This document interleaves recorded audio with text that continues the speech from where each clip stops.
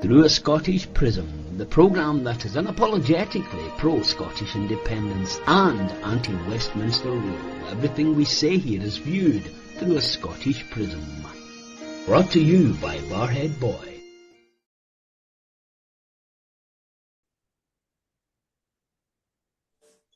Good afternoon, folks, and welcome back to Through a Scottish Prism. You can see we've started slightly different. Everyone's here. Eva, Lloyd, Phil, and Alan. You cannot, for 1 minute, understand the technical problems we've had today. Now, you'll have to bear with us when hopefully, and it's because of my location, because I'm still in Dubai. And as you can see, those are actual life-size bottles, because I've been needing to take them to calm myself down for everything that's gone awry technically today. Anyway. On with the show. Now, there will be no inserts. We have no ability today to give you the inserts, so you're going to have to use your imagination a wee bit and believe us when we tell you things. But anyway, folks, welcome. How are you? Are you all calmed down a bit? Wait, they'll never know, the viewers, how bad this has been, will they? If I could start with you, Lloyd, this week, much against recent odds, but again with a very low turnout of 17%. The SNP took a seat off of Labour in Stirling at Bannockburn. How any seat at Bannockburn should be anything but an independent seat, is just beyond comprehension. But it shows that the Labour Party is on the wane, and the SNP, with the greatest respect to the SNP, have won by default. I think that's pretty accurate, Roddy. I think the honeymoon period for Labour has not lasted very long. There's much chit-chat about, what reform we're doing and so on. But I still think that the central issue here is the turnout. People are so switched off, they're not turning out, especially not for council elections. But also, how can the Labour Party genuinely expect to win, particularly in a place like Bannockburn, because the demographic there is that, you've got quite a lot of people who are senior citizens like ourselves, Roddy, who won't be best pleased with the Labour Party given their actions over pensions, their actions over the winter fuel allowance and so on. I think the honeymoon is firmly over. The question for us is, can our politicians, the Scottish politicians, actually begin to turn this around and begin to focus on the requirements and the needs of the people rather than the needs of the parties? Yeah, on it, Phil, the one thing that concerns me in all this is that I'm happy the SNP won that seat. I really am. I would rather than unionists never win anything. But I'm worried that we know, and this show we've said it so many times, we need unity for independence. We need unity of purpose in 26, and we can be independent. We can. But I worry that the SNP think, oh, well, that's okay. We're back in the driving seat. We don't need anyone. We'll just carry on regardless. Yeah, it's the wrong idea. But the problem is, as we've said so many times before, with SNP, they are very much an island. They have disconnected, not just with the people of Scotland, but with their own members, having removed the power or the influence of the members to determine policy when we have the big meetings and we go to conference and we're supposed to vote in what the specifics are in relation to policy. We no longer have a voice, or the SNP members even don't have a voice. So because of that, they continue to do as they wish. And again, as everyone will point out, I'm sure we'll get some more insight from Alan and Eva on this. But the big thing is that people are turned off for elections, as Lloyd has mentioned, especially given the lowest turnouts are almost always for local council elections, almost always. And the problem here is, of course, as has been pointed out, the demographics in Bannockburn not only are people generally more aligned for the independence movement. It doesn't help the movement when SNP refuse to recognise that they're not the only show in town, and that the gravy train troughers, instead of focusing on their snouts in a trough, should be looking at the big picture for the people who live and work in Scotland and the people that they have betrayed by their current philosophy and doctrines. That needs to change, or they need to be changed. It's the only way we can get it. And as far as Labour are concerned, they don't really give a damn about Scotland, never really have. And clearly, they've taken their eye off the ball in terms of they know they've got one term, and they're just Tories in disguise. If ever you wanted proof that they're the Red Sure. Tories, that's Red it. Tories, Red Tories without a doubt. Absolutely, Alan. That's the thing here. I mean, the SNP are pretending as well. They're all pretending. And that's what this show's going to be about. This particular podcast is the pretending and lying and dishonesty of the political parties. But they've made some redundancies. They've got rid of Sue Duck. They've got rid of Scott Martin, the lawyer. These people are long-standing. They've not replaced yet Murray Foote, the person who was stemping in temporarily. They're looking for a new CEO. They're pretending that there's big changes going on. It's all part, but that's, in my opinion, being a cynic as I am, this is financially driven.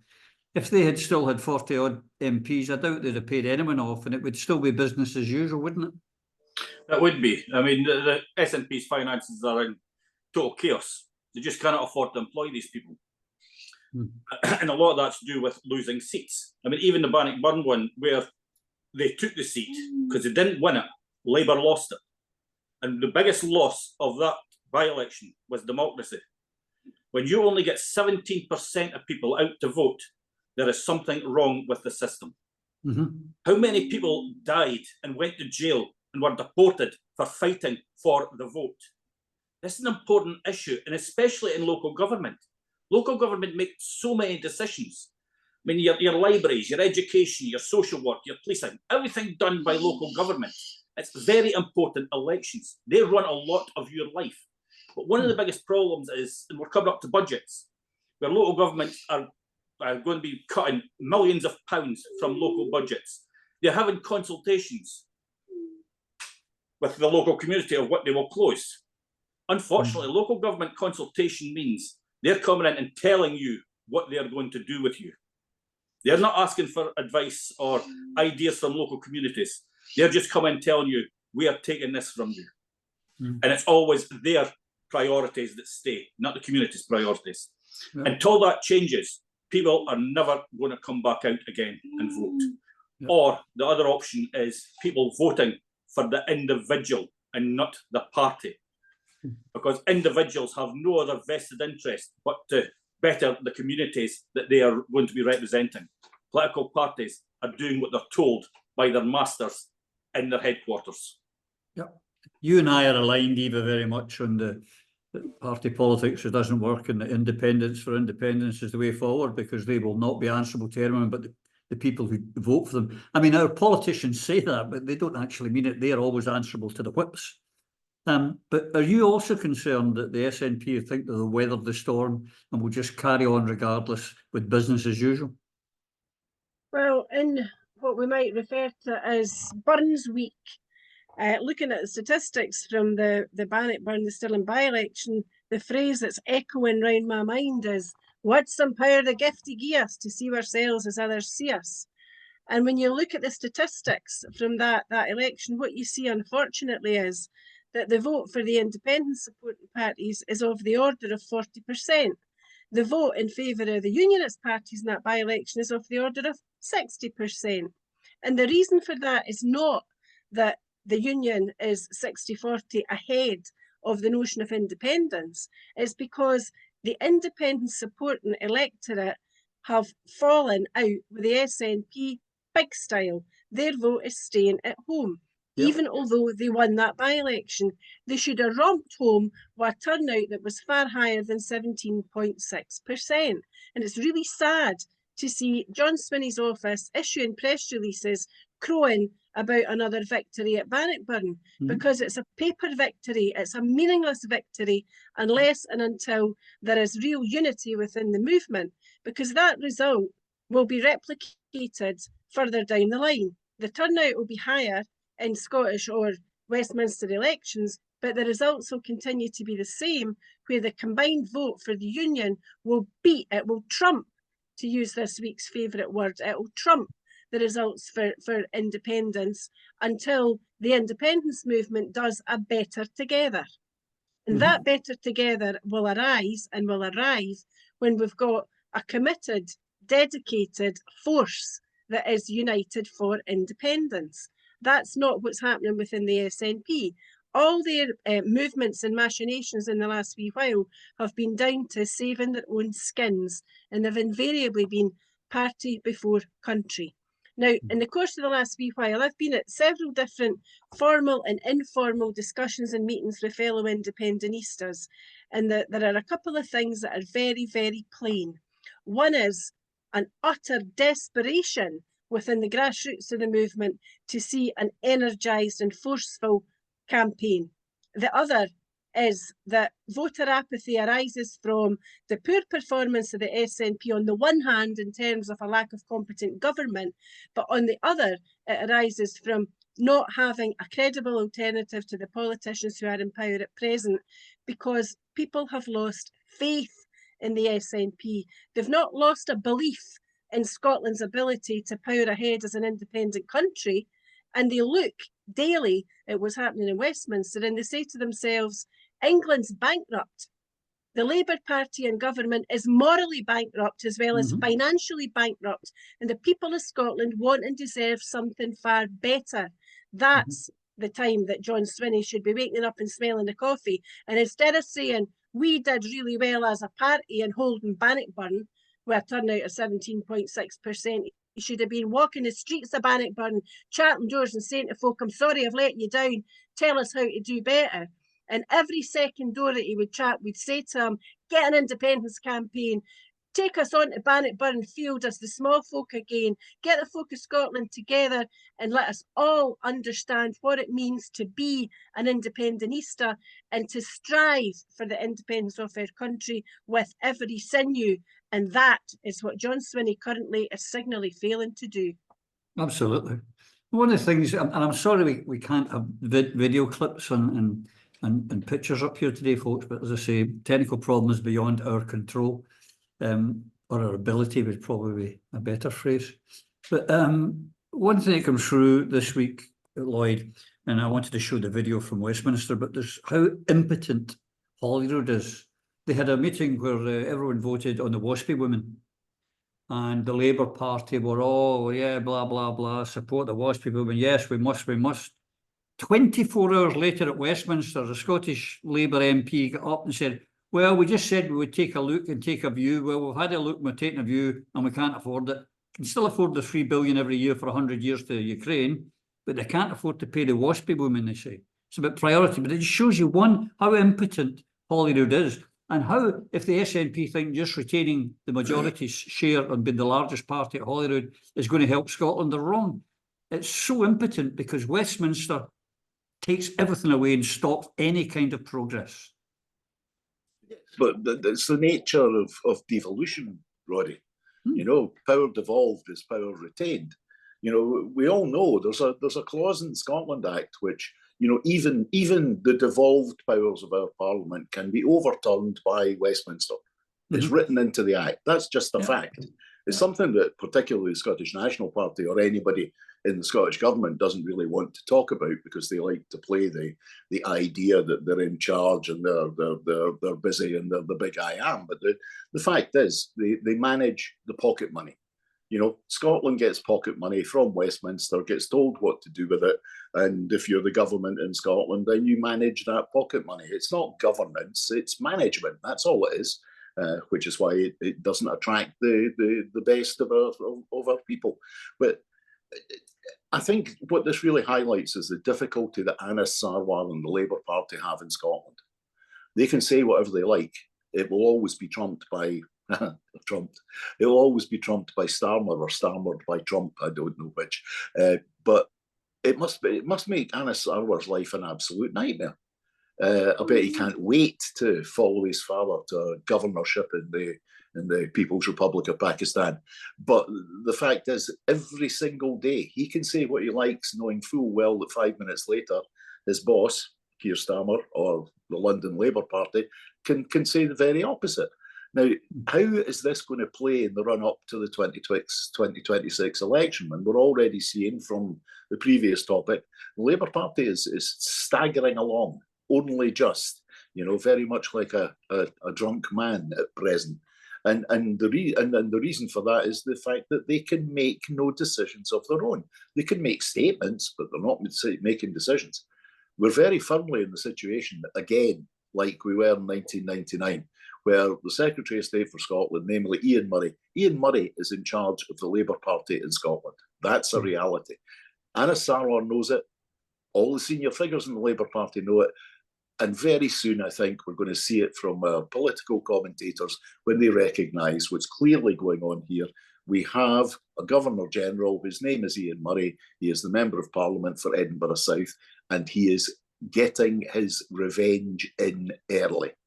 Yeah, he's a British unionist, a Scottish-born English nationalist. That's what they are, folks, and they're not going to stick up for us. And Holyrood's just a big council. That's all it is, Phil. It's nothing more than a big council. Yeah, and Ian Murray's a gimp in a jacksuit, if I remember right from way back. And Lloyd's bang on. A power devolved is indeed a power. Power reserved is indeed a power. Sorry, power devolved is indeed a power reserved. And it shows up the Scottish Parliament for as the big council that you mentioned, a region of the UK called Scotland. It is colonialism by any other name. And every time we talk about colonialisation or colonisation, I think of Professor Alf Baird in his book Doonhodden and Sashi Tharoor, who I know we're going to come on to later with some of the questions that we've got lined up. But shortly after Holyrood decided to support WASPI, we saw this massive turnaround. We were shown up for what Scotland is and for what the limitations of a Scottish council, which is all we are. We're government in only name. And this was widely reported. So for people just who haven't read it all, the calls to establishing this compensation scheme for women affected by changes to the state pension should have been pushed to a Commons vote, a House of Commons vote. But instead, and in fairness to the SNP, Stephen Flynn wants to introduce this women's state pension age. But he knows, as we all know, that he will fail. Even the Ombudsman's report and compensation scheme recommended that we go ahead with this. And the proposal that we would put forward, and any sensible, decent human being would put forward, would require ministers to publish measures to address the findings of the PHSO report, which recommended the UK government pay compensation to women born in the 50s whose state pension age was raised so it would be equal with men. That is fair. That is justifiable. That must and should happen in a civilized society. Where are we when we can't even do that? Or we don't control that in Scotland. And instead, England, as has been pointed out, can wash right over us, railroad us into it. And the watchdog said each of these women should be paid just under £3,000 each. A package with a potential cost of 10.5 billion. Nothing compared to what was promised to send to Ukraine, which is nonsense. It's not going to happen. That's fictitious. And the poor communication meant that these women, instead of you plan your life for your pension, they'll lose out on the change to plan their retirement finances. But the government refused this, and we had this before. We talked about it last week. In fact, I even mentioned it last week. It's not going to happen, and it's an absolute disgrace. And we are a colony, for want of a better word. Yep, and they're also talking about means testing all pensions and treating it as a benefit. And I've said this so many times on here, ladies and gentlemen, your pension is not a benefit. You paid for your pension. You lent the government money throughout your working life for them to invest in. If it was with a private company and you had Alan, if you put your money into an insurance policy and they went, we'll change their mind, we're not paying you out because we think you've got enough money, they would, you would take them to court, sue them to hell. But they can't because it's the government. They can do what the hell they like. And as long as we continue being governed by Westminster, it's going to continue. Yeah, I mean, Westminster just does what it wants. It makes the rules up as it goes and continuously changes the rules. So it's difficult to actually keep up with what the rules are. But I mean, when Alex Salmond took over the Scottish Parliament in 2007, he changed the name from administration to government. Now, we weren't government, but he acted like it. He pushed forward his agenda and Scotland's agenda and challenged Westminster to take him on. They didn't have the bottle to do that. He was confident and pushing everything forward. When he left office, Nicola Sturgeon and the SNP changed from a Scottish government to less than a regional council. I mean, remember Tommy Shepherd. I'm not here to talk about independence. I'm just going to be a good parliamentarian. They bent the knee to the Westminster Parliament. I mean, regional, and the reason I say less than a regional council is because regional councils had the power to have referendums. Remember the water privatisation referendum in Strathclyde? They never asked permission, they just went away and did it. I remember going around there knocking on all the doors. Yeah. I mean, why did the Scottish Parliament not just do that? Yeah. I mean, even on the WASPI, I mean, it's good that it got pushed through, and it's good that all these people supported it. But if they weren't in opposition, would they then be supporting it? No, they wouldn't, because there's no such thing as a Scottish Labour Party. It's even within the Scottish Labour Party's rule book, because it's not a constitution. It's only a constitution if it's agreed by the Electoral Commission. It is not in the Electoral Commission because it is the British Labour Party constitution that they must abide by. Yeah. But even when that went through, Paul O'Kane, I'll just get this here. Bear with me 2 seconds. Another Scottish-born English nationalist. Yep. He tried to move an amendment that apologised for Westminster and tried to get Westminster off the hook. The amendment read, insert at end, acknowledges that the UK government has apologised to women who have been impacted as a result of the maladministration and agrees that the UK government should look at the options for remedy, particularly for those most adversely impacted. Nonsense. They should be forced to pay the women the money that they stole. It wasn't maladministration, it was theft. And that's what they should be sorting. Yeah, well, we've seen Labour Party. We know that Dick Leonard spent £1 million stopping the Glasgow women getting their fair equal pay money. We know that. That's the Labour Party. But the other one was this week, showing again how impotent we are. Spinney's on talking big, Eva, saying how he's negotiating with London to get a special Scottish visa for overseas students. And then London turned around and went, get back in your box, Jock. Just be quiet. It's just absolutely embarrassing and humiliating. But they keep to seem leading with their chin. I think that this subject and the previous one are just strong indicators that the Oliver Twist mentality is alive and well in Holyrood. It used to be that it was the SNP that we were criticising for the begging bowl attitude, but clearly Scottish Labour, you know, that non-existent entity, is doing the same damn thing. And it brings me back to politicians who tell lies to get elected. The Labour in Scotland promised us the sun, the moon and the stars. Brian Leishman promised us that voting Labour would save Grangemouth. And, you know, he's doing some valiant work in terms of his pleas in Westminster to Keir Starmer and others to save Grangemouth, but they're falling upon deaf ears and they will continue so to do.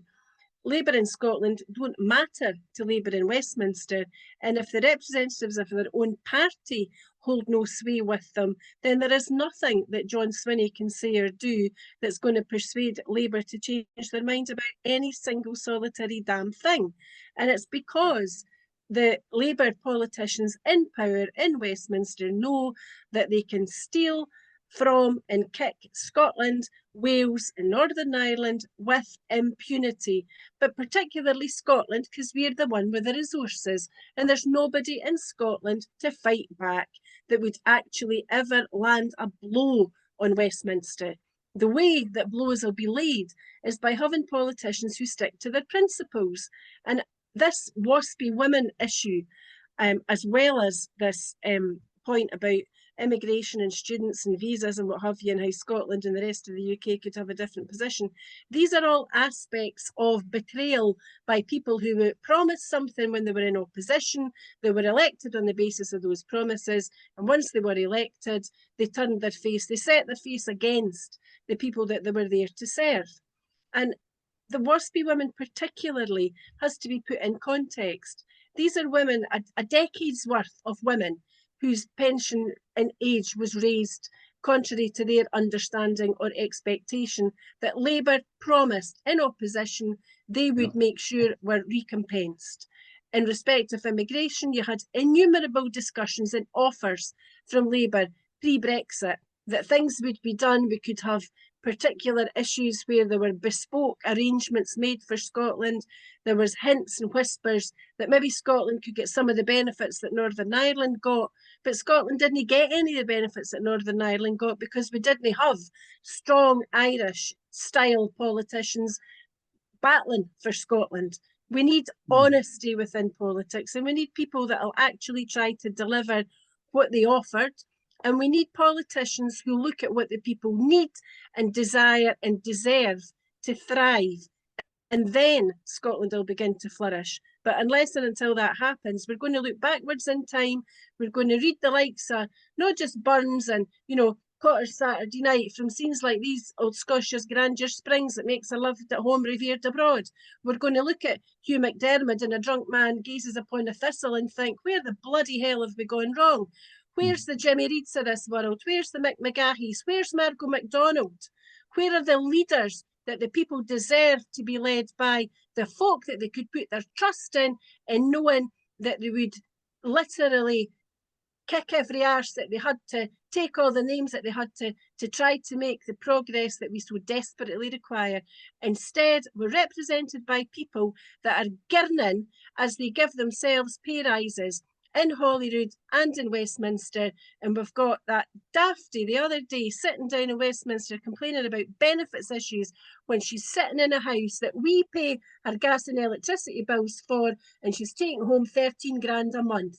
It is anathema to all of us here and also to most of the people of Scotland, and underscores why we need a concerted campaign for independence yesterday. Indeed. You asked the question, Eva, where are the people that would be elected and kick arses for Scotland? And I would suggest to my viewers, it's my panel here on Through a Scottish Prism. These are the arse kickers, folks. We can just convince them all to stand. Right. The other thing here, Lloyd, John Swinney this week was saying, you know, he has to get a more prosperous Scotland. Oh, good idea, John. He says, and we've got to do that by rejoining the European Union.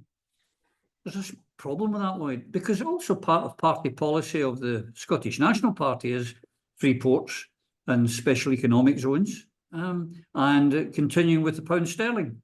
None of those things are compatible with rejoining the European Union. They're lying to us. They're either lying to us, Roddy, or stupid. Yeah, or they're immensely stupid.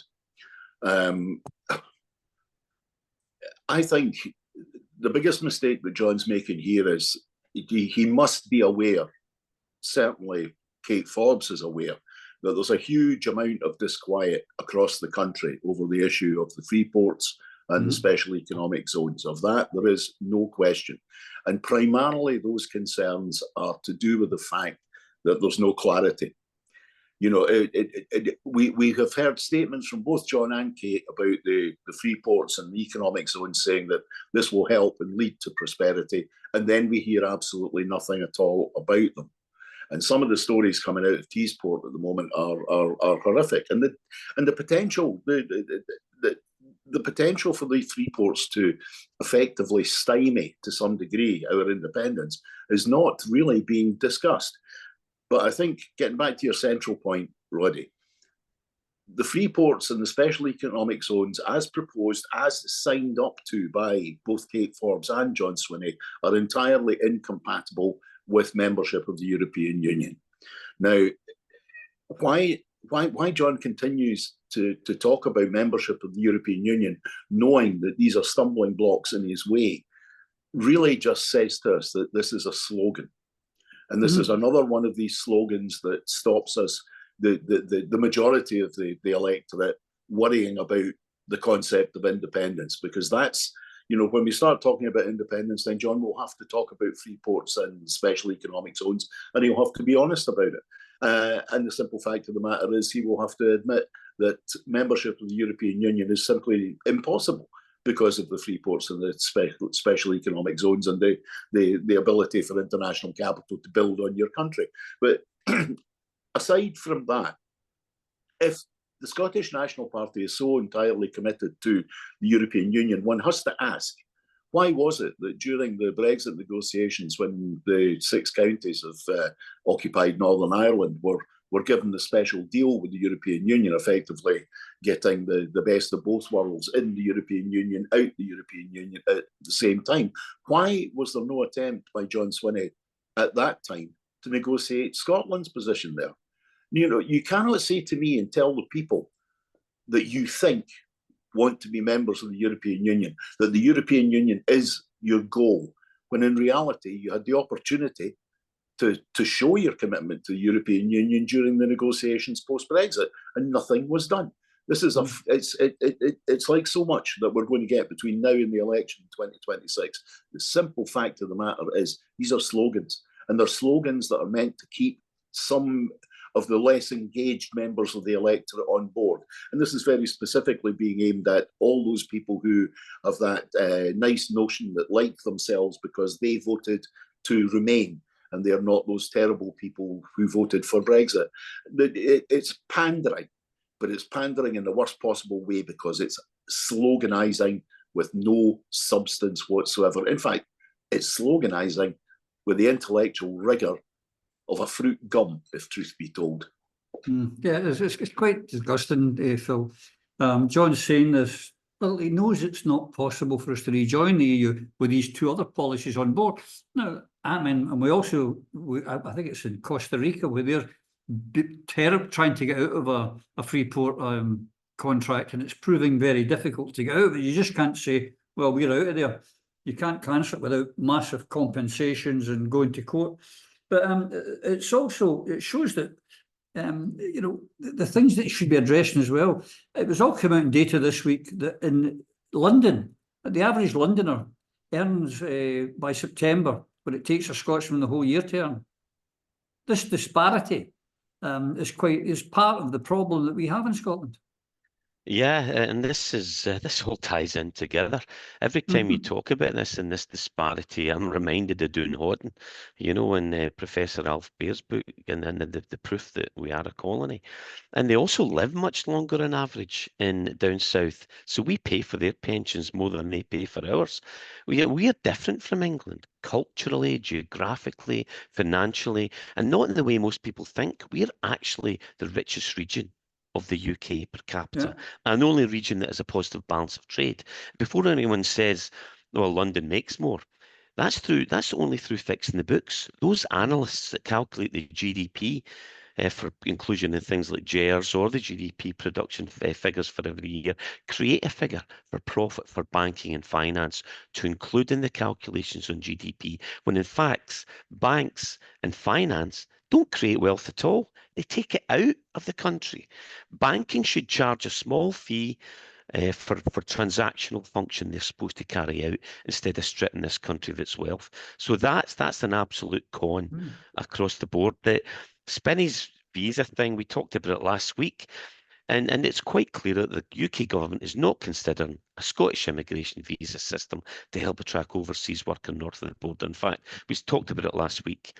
We said the BBC, a UK government source, told the Beeb, even the BBC, were not at all considering a Scottish visa system. So, John, again, you're talking through your backside. And as far as the EU and it is concerned, John's, again, he knows it. You're right. He's just lying through his teeth. The EU in its current form, the Scottish people do not want to be part of, John. John's just doing what he's told again. SNP management don't have to care even what their members want, never mind what the Scottish population wants, as they will do whatever they want, regardless of our opinion and even the SNP members' opinions. And they no longer have a say since Angus Robertson removed the voting power of membership at conference, as I mentioned earlier. Check out the EU website. What we want to do is join the EFTA, not the EU. And when we look at this and the difference between EU, you just look into preferential trade agreements from the EU websites.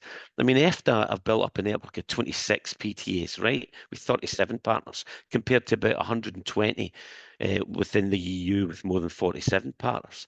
But the benefit, if you don't have to comply with all the problems that the EU currently have, but you get most of the benefit if you join EFTA. So we could get that. That's a programme its own, but any sensible analyst will see that what best suits the benefits of the Scottish people, and John knows this, would be to join EFTA until the EU aligns itself with the more civilised principles that we, the majority of the Scottish people, hold and share with the majority of Scandinavia and Northern Europe, including our friends in Ireland.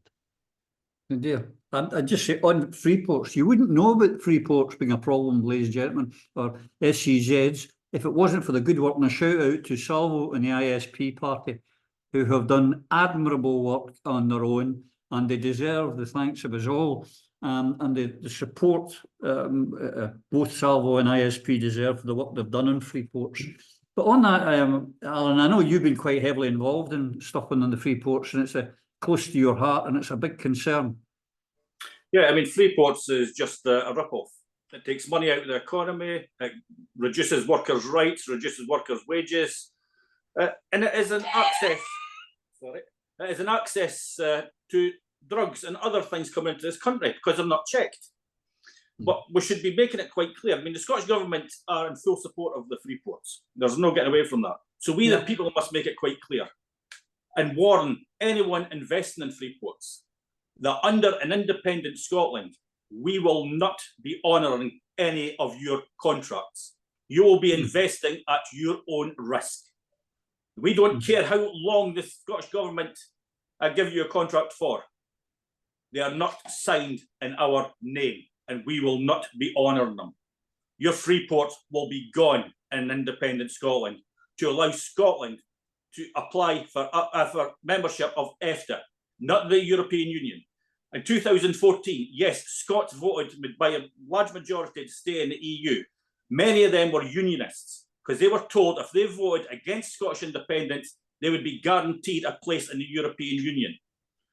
Westminster lied to them then. But since we have been removed from the European Union, everybody's been able to look at what's actually happening there. And it's not an organisation that I now want to be a member of. Ditto. They're warmongering, they are capitalist to the extreme. And it's until that changes, I want nothing to do with the European Union. EFTA is the way forward. And in order to do that, we must make it quite clear to the free ports, you will be gone on day one of an independent Scotland.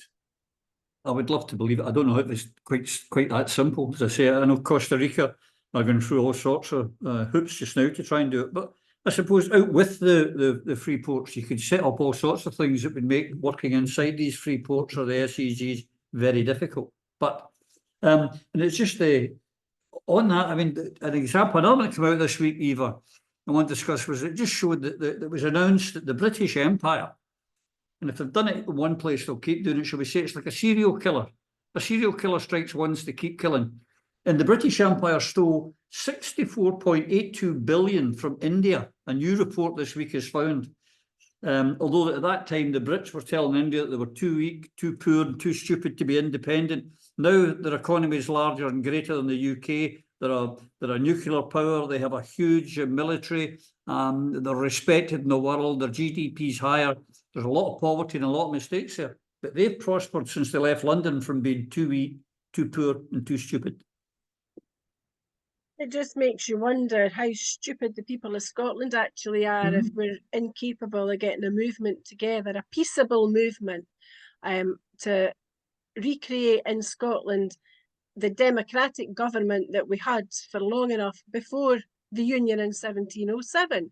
And it gives me a sore heart every time that I have these discussions with people who actually genuinely don't believe that Scotland's more than able to pay our way. We would be unique amongst the countries of this planet were we not able to use our natural and human resources to thrive as a country.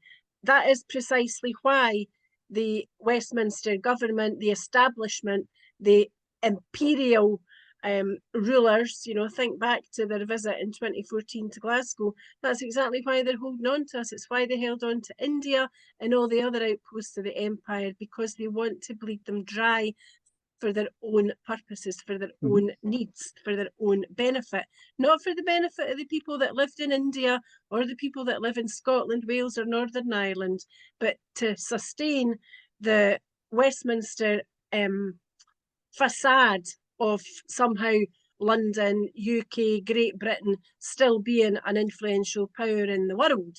And what I think will become interesting is to see to what extent Starmer's government begins to diverge from the plans that the Americans have. given obviously the announcement just, I think, this morning from Trump that continuing aid to Ukraine has now been terminated. I wonder what impact that's going to have on Starmer's plans. So that's something to keep an eye on. But to get back to the point, the reason why Scotland remains furrowed to the Union is really because the people of Scotland don't yet totally understand what to do about getting out there.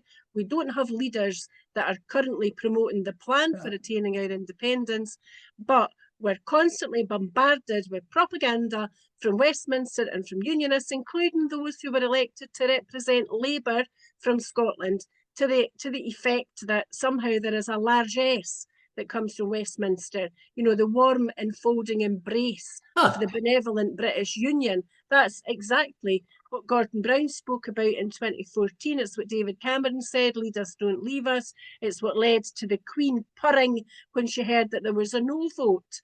But that largesse is artificial. It's false. It doesn't exist. As you said earlier, they give us back some pocket money. Now, I work all week. I don't go to the woman next door and hand her my money at the end of the week and ask her to decide how much to give back to me. But that's what Scotland does. Whether it's wind, wave, oil, gas, whiskey, tourism, forestry, fishery, you name it, Scotland's balance of payments would be in surplus were we independent, in part because we would no longer be contributing to the weapons of mass destruction on the Clyde, to supporting illegal wars, to sending our troops abroad in illegal wars, and to sending billions abroad in military assistance, not aid, but military assistance. So an independent Scotland will have different priorities from the priorities that Westminster has. And we would want to be a peaceable, peace-loving nation, not a warmonger whose main priority is, at the moment, as far as one can tell, is that Starmer continues to strut the world stage like some sort of peacock who thinks that he knows better than the rest of the people in this country. It's a shame and a sham. Absolutely. Phil, you worked in India for a while. You know, you've got a few horror stories about how the British raped it. Oh, absolutely. And to add to your list of India's strengths above UK when you were asking Eva this question, they're also a key part of BRICS, which will dominate the world economy in the very near future and will continue to do so for quite some considerable time. Yeah, on this issue, Shashi Tharoor, I'm a big fan of the Congress Party, which was founded by a Scotsman in India, the biggest party in India, funnily enough. Read Inglorious Empire, one of his books. He's a prolific author, or An Era of Darkness. If you really want a quick summation, check him out on YouTube. His Oxford Union address. It's titled Britain Does Owe Reparations, or an Australian TV, a Q&A show, a clip titled Shashi Tharoor Argues Why British Rule Destroyed India, and other places beside. But Shashi makes points, and these are proven, evidenced facts, pretty much the same as our argument for Scottish independence. What we do is we rely on things like, it was really set in place by the Reverend Stew in the Wee Blue Book, and what we did in Scotland's Future, we evidenced these facts. And if you take the time to look into it and not look just at the headlines, you will get the information. But the problem is I can't remember the quotation. It is much easier to persuade 100 people based upon their preferences, bigotries, and ignorance than it is to change someone's mind and using logic and common sense. But Shashi made great points. Before Britain came, India's share of the world economy when Britain arrived was 23%. When it left, it was below 4% because we ran India for itself. 90% when we left were living below the poverty line, and a literacy rate of less than 17% and a life expectancy of 27. Britain's industrialisation was significantly based on the de-industrialisation of India. We destroyed their weaving industry and effectively moved it to Britain and practiced protectionism, which Trump is doing right now in America with tariffs and taxes. That's where the dark satanic mills of industrial Britain came from. Clive of India, quoted as a thief. The word loot is Hindi. It's a Hindi word, and it was adopted then to describe what was taken from India, and it hadn't changed. By the end of the 19th century, India was Britain's cash cow, imported more British goods than anywhere else in the world, while providing much of the raw materials for a pittance and provided high-paid civil service jobs. Britain induced famines in India, killed between 15 and 29 million. One of the famous, More than the infamous ones. Nazis. Yeah, it was the Great Bengal Famine. We deliberately starved them to death, and Churchill was responsible for this. Violence and racism was the norm in British colonialism, and in World War One, the figures are staggering, and in World War Two, absolutely staggering. What India contributed, didn't get the credit for, 2.5 million men in uniform in World War Two. You know, and the fact the UK's total war debt was £3 billion after the Second World War, 1.25 of which was owed to India, but never paid. Contrast that with the Americans did with the Marshall Plan. It goes on and on and on. So no, the rape of India by Britain is well documented. And there's one line that he used in there that I thought was quite brilliant. He says, if we have, you come in, you run this country for 150 years, and then you celebrate at the end of it because it became a democracy. Well, that's a bit rich, you know, considering that they had to fight for it and were absolutely destroyed as an economic power by what Britain took. No, it's an absolute disgrace. And that's why you've got to now in Scotland. Yeah, but now, folks, that's why you've got to understand imperialism. And that's why Brits will tell you, oh, no, Scotland's not a colony. No, no, no, we're equal partners. Till you ask them, well, then, if we're equal partners, how do we legally leave the Union? And then they change the subject. We are colonised. Don't care. And you'll hear people in the independence movement, and I've heard some senior people. I've been in a meeting quite recently, as was Eva and Lloyd, with someone senior in the independence movement said, oh, Scotland's not a colony. Yes, they bloody are. But back to our colonial masters, Lloyd. Another reason why this union is so vile. They've announced this week that they're going to put a lot of money into getting benefit fraudsters, those horrible people that cause us all the problems. They figure there's 300 million of benefit fraud, which is terrible, and I'm sure there are people committing fraud. And they're going to go into people's banks and check their banks and take money back. They think there's been £1,000 stolen. I should hasten to add, Floyd, there'll be no one chasing the tax evaders, and they'll not be going into the tax evaders' bank accounts to take anything back, because we mustn't upset the rich who are avoiding tax, must we? Yeah. This makes me think about the phrase that Phil's used on a fairly regular basis. It's the, two cheeks of the same arse, Labour Party and the Tories. How long did it take the Labour Party to make their attacks on benefits? Now, this is specifically on the issue of the broader benefit system, but let's just go back a wee bit in time. The first week of the Labour Party, the introduction of the increase in national insurance, which directly affects people, but it also affects jobs. It affects the ability of people to contribute to the community. The refusal to apply the Ombudsman's recommendations with regard to those women who had their pensions stolen from them. And now we've got benefits. So there we are. The Labour Party, the Tory Party, doing what they always do, which is appease the City of London, appease the big accountancy firms. And, Rachel from Accounts is doing a remarkable job on behalf of her masters and mistresses, which is the City of London. Every single action of this current Labour government is the very, very opposite of the basic principles upon which the Labour Party was built, which was to empower the people through their trade unions, through education, and everybody to get a fair crack of the whip. The Labour Party is now just it's a middle-class career path. As we've spoken about before, and we're seeing very clearly, the senior members of Starmer's Labour Party couldn't wait to get on those planes and play the international statesman, despite the fact that none of them are actually qualified to do any of this stuff. But that's what they wanted to do. And they left the dirty stuff to be done by the junior ministers here in Britain. And the dirty stuff effectively is a tax on the people of this country. Now, what that really says to me is this Labour Party is creating a divergence between the countries of the United Kingdom. And that, to me, That's a bloody great thing. That's what I want. Because the more and more our people see that we are different, culturally we're different, socially we're different, politically we're different, but those things are natural because we're culturally a separate people. We see the world in a different way. As Eva referred earlier to, us as a peace-loving people. I was reading something during the week.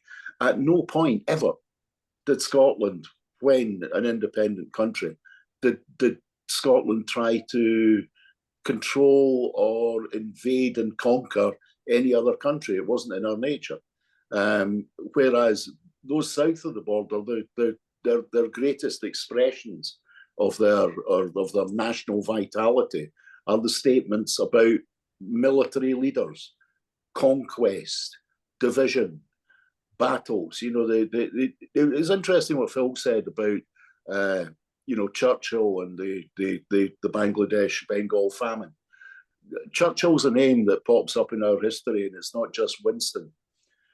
Talking about resources, John Churchill, the Duke of Marlborough, whose wife was the best friend of Queen Anne, when the suggestion of uniting with Scotland or England uniting with Scotland in some form of union, most English people were entirely and completely against it. But however, Churchill, who was the leading commander of the British Army, or of the English army of the time, fighting the 7 Years' War against the French, thought it was a brilliant idea to get Scotland involved because of our natural resources. And those natural resources were our men to go and fight in their war. And there's a very clear statement by John Churchill, the great-great-great-grandfather of Winston, that the only reason to bring Scotland into a union would be to pacify and kill, and also to prevent us being a platform for other countries to invade. So the reality is, going right back to the beginning of the union between Scotland and England, it was about plundering resources. The resources then were human, and the resources now are our oil, our gas, our wealth, and as always, the work and the effort of our people. So it's human too. But let's not forget, this relationship, the one that no one in the pro-union side wants to admit is a colonial relationship. That's fine, as I've said before in here. Those of us that accept that that's the understanding, we need to get that message across to people. But you don't get the message across to the electorate by talking about colonisation. You get the message across by talking about the plain facts. And the plain facts of colonisation is its theft. So let's talk about the theft of our resources. Let's not talk about colonisation. Let's just talk on and on and on and regularly about the fact that our people are being deprived of a decent life because our resources have been taken to basically pay the bills of a broken United Kingdom. Absolutely. And while these Brits beat their chest and talk about their great military victories, Lloyd, we should know we say Wellington at Waterloo. Wellington was Irish. Montgomery was an Ulsterman. His boss, Alexander, was a Scotsman. I'm trying to remember the name of the admiral. It might have been Cunningham, who Nelson stole his ideas from. If anyone in there watching or anyone in the panel can remember the name of it. Cochrane of Dundee. Cochrane. He was the man who Nelson learned from. And he was the first one to do that line of attack that Nelson was made famous. So when all these Brits are beating their chest, remind them where these people come from. You see, you get every day's a school day on Prism here. Absolutely, every day's a school day. But the other one, Alan, our Labour Party, strong. Before the election, they were going to show those non-doms. They were going to take all that, they were going to tax them till they squealed. And then Rachel from Accounts, and I should say, ladies and gentlemen, Rachel from Accounts with Mr. Quinnan here. And a lot of other people jumped on it and have tried to claim credit. Mr. Quinnan was the first one I know to name her Rachel from Accounts. But Rachel from Accounts and others, Alan, are going to squeeze them to death. And then this week we hear, after consultation with the non-doms, they're not going to be touching the non-doms at all. Now, for consultation, read, do one, is what the non-doms said to them. And they just crumbled like a deck of cards. If the disabled go and have consultation, they won't be listened to. If the poor go, they won't be listened to. But the non-doms with the money, they folded like a deck of cards, Alan. What the non-doms told them was quite clearly, we pay more taxes, you get no more donations. Yeah. Exactly what they said. I mean, that's the only reason Labour are having anything to do with non-doms is because they fund them. Now, you've got the major attacks continuously from this Labour government on the poorest to fix the mistake that the richest are making. I mean, look at one of the proposals of removing driving licenses from people who commit benefit fraud. You're removing someone's livelihood, because many people that are on benefit aren't unemployed. They've got jobs because their wages are so poor in this country, they need a top up from the benefit system. Yeah. Remove their license, and you're probably removing their job. It is ridiculous and idiotic. I mean, who comes up with these ideas? I mean, the Labour Party just continuously attack those who cannot defend themselves because they're the easy targets. But I say to these people, the reason you're the easy targets is because you don't use the only power that you have, and that is your vote. Remove these people from power. Don't listen to what they say. Watch what they do, because they're always two different things. Stop voting for a Rosette and vote for the people that you genuinely can trust. Get these people out of power as soon as possible, because it is in your best interest. Yeah, obviously. Always remember that, folks. If you vote for a Labour, a Liberal, a Reform, or a Tory, they're absolutely loyal to the English voters, not to you. That's just a fact. You can accept it or not. But one of the things this week as well, Eva, that got me, that made me more and more determined to see our nation independent. And it was happening to the people in England, the good people of England, who I have no problem with, the good people of England. But the Labour Party postponed the building, and listen, and you need to explain this to me, because I'm not the cleverest man, but you're smart. I'm daft, but you're clever. And they tell me they can't build 18 hospital projects. They've had to be stopped because they're unaffordable. But they can afford to pay £300 million over 100 years to Ukraine. Can you explain that to me, how one is affordable and one isn't? No. No. Next question.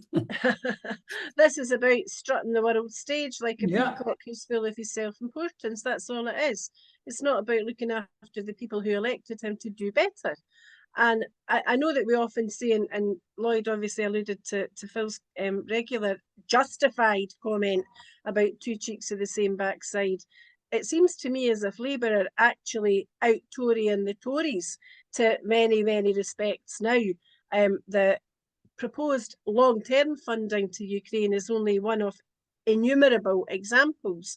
The issues regarding the revamp of the benefit system, if people actually, again, reduce this to words of one syllable, instead of using fancy phrases like colonisation, but talk about the impact of people on the ground in their hands very plainly. What has happened is there was a High Court judgment a week or so ago whereby the High Court said that the Tory proposals via the DWP to rejig benefit entitlement for disabled were wrong. They were poorly thought out, poorly managed, etc., and they were struck down. So a Tory proposal that was struck down by the court, Labour have now said they're going to reintroduce. They're going to out-Tory the Tories, and they're going to try and beat the courts. And that case is actually about the mobility of a disabled person and whether their ability to get around does or does not impact their employability, and should or should not therefore have an attack on whatever mobility benefits they're able to get. Now, viewers might be interested to know that in terms of disability legislation, if you apply for a disability benefit because you lost a limb, you don't automatically qualify. You've got to actually prove that the loss of a limb has had a harmful impact on your ability to get about. Same position applies if your eyesight is very badly damaged, or if you perhaps become paralysed. There are very few areas of disability that lead to an automatic award. One exception is if you're terminally ill, but short of that, it is very difficult to get any form of disability benefit at all. But if you were actually genuine about saving money and about making sure that the state's resources went to those who are the most deserving, where you would start is where can I save the money, or where can I bring more money in? And that's where you would hit the people that traditionally Labour said they would hit. You would redistribute wealth, you'd be looking at corporate interests, you'd be looking at the wealthy individuals who keep their money abroad, you would be looking at the non-doms, and you would be saying, hold the bus. We want to build a socialist, left-wing, decent society from each according to their own. Then what you would be doing last, once you've done everything else, is attacking the disabled or those who currently rely on an income from a welfare benefit. You'd increase your income before you looked at reducing expenditure that's made to people who, on the face of it, are the most deserving within our society. That is the mark of, again, a morally bankrupt government. It is the mark of a government out of ideas, hitting the easy target, and a government who understand totally that England is actually a poor country pretending to be rich, but it's doing it on the backs of the poor and the vulnerable, and as we said earlier, the Celtic fringe. Absolutely, absolutely. Phil, there are so many reasons for us wanting independence, and that's what I'm trying to highlight in this show, the difference between being in the union and out of the union. But I'm above all else, I'm a Democrat. I'm very democratic. And I while I find Farage and his mob disgusting, and while I find extreme right-wingers disgusting, or extreme left, I find it, I defend their right to hold their belief and to carry it. Now, Jeremy Corbyn, who cannot be called an extremist in any way, shape or form, well, not by normal people, shall we say, and John McDonnell, again, another man who can't be called an extremist or a danger to society, are being interviewed under using the Terrorism Act because they went to a pro-Palestine march. That's not the kind of democracy I want to live in. Is it the kind of democracy you want to live in? No, and it's what we're up against. It shows you what you're up against. This is, you know, you look at the Nazi salute by Elon Musk. Look, and there was an article about Macron. Similarly, it looks almost the same. What he's been doing on a regular basis. It's a move to the right, a radical move to the right. Look at what Trump's doing, protectionism. Look at what we're falling into in supporting Israel and the genocide that's going on there, or the officials in our country, our supposed leaders in the EU and in Britain and in America, the collective West, which is why Scots do not align currently with the EU. The big move to the right, it's not us, it's not what we want.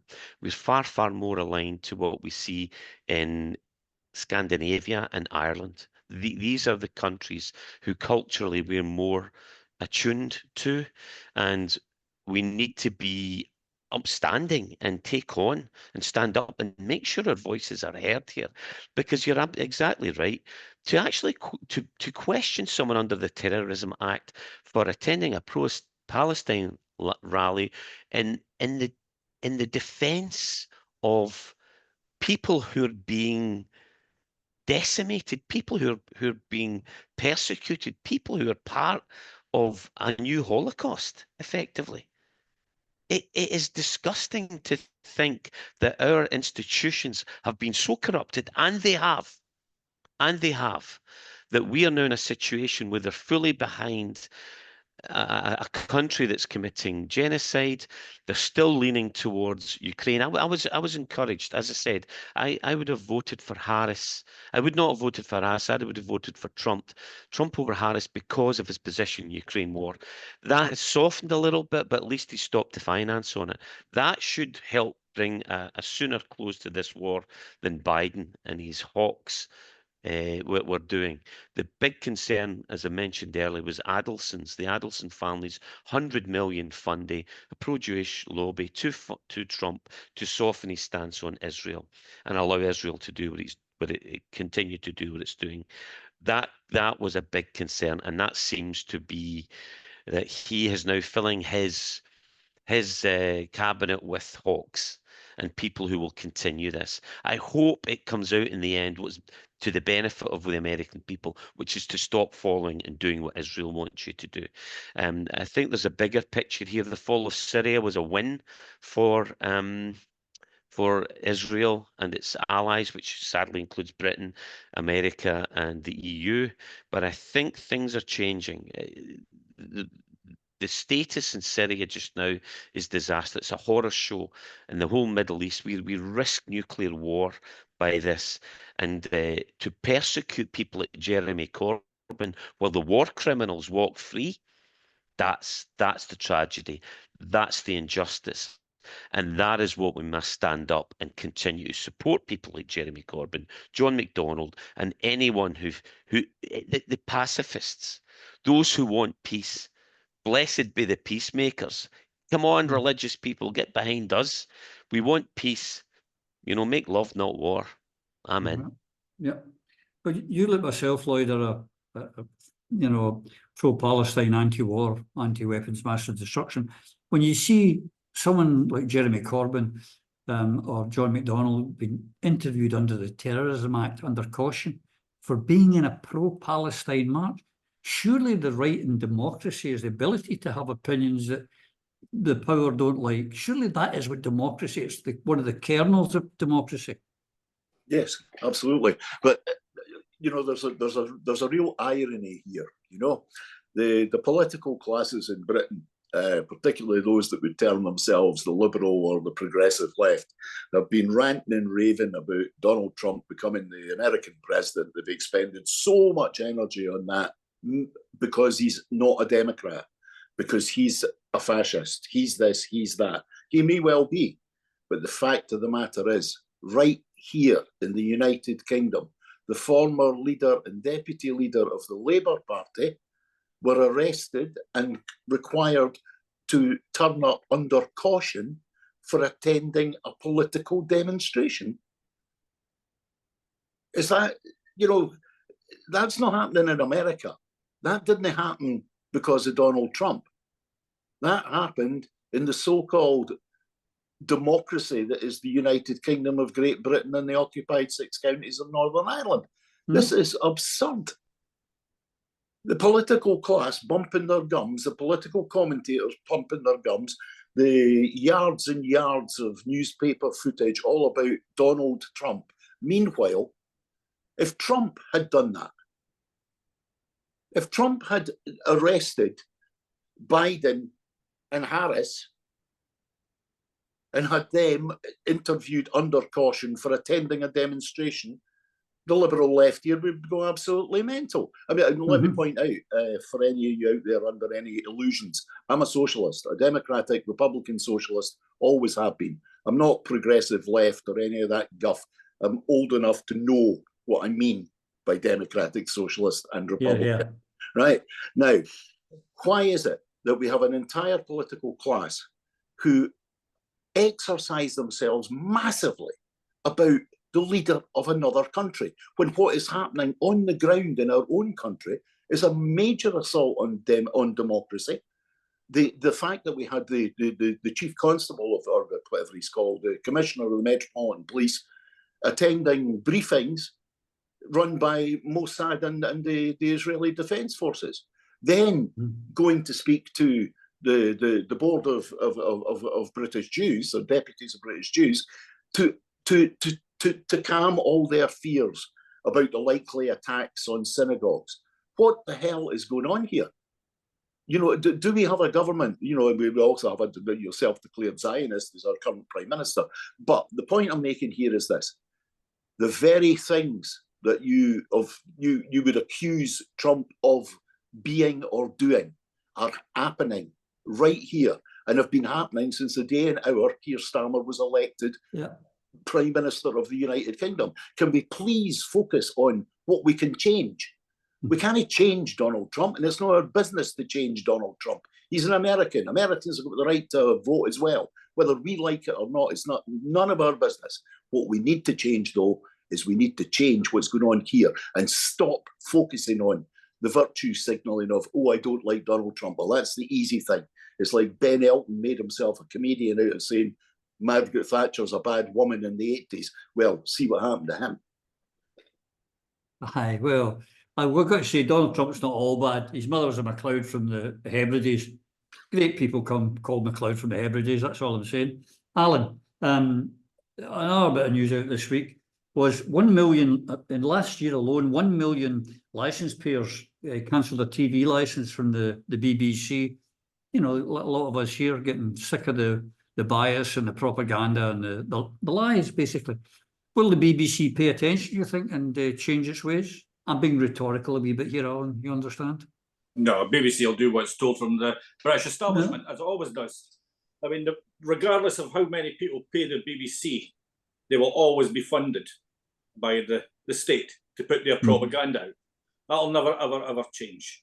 And it's unfortunately, it's not just the BBC that's doing it now. It's every other channel. And I mean, we used to have the internet as an escape to get better news. But if you look at the people who own the internet, they are now becoming further and further to the right. So I'm now starting to question some of the information that we are getting on internet. I mean, I don't know about people on Twitter, but my news feed has totally changed, where I'm getting a lot more right-wing information than left-wing. It's getting just pumped into you all the time. So I think we may be losing that. So we've got to be very careful and do some research on every single thing that we see. Stop listening to what people say and start watching what they do. Watching them tells us what they are. Yeah, indeed. Clock's beating us, Eva, but I'd just like to go over a couple of things before we go. You've got some news to share with us about the Independence Forum. I've actually got some news to share with you that makes events like the Independence Forum even more vitally important, and it is this, hot off the press. A new photograph of King Charles in a tartan kilt at Balmoral Castle has been released to mark Burns Night. The King is wearing a kilt made from the King Charles III tartan based on the Balmoral tartan set, which dates back to 1850. Would that not make you sick? Standing here in a kilt so that we all think he's one of us. So with that in mind, there are at least 2 events in the offing that Independentistas, I think, would like to know about and hopefully will consider to attend.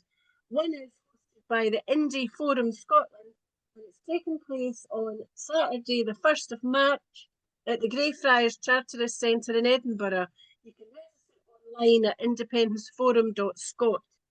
The other is the annual conference of the SSRG, and it's going to be in Dunfermline again on the 16th, 17th and 18th of May.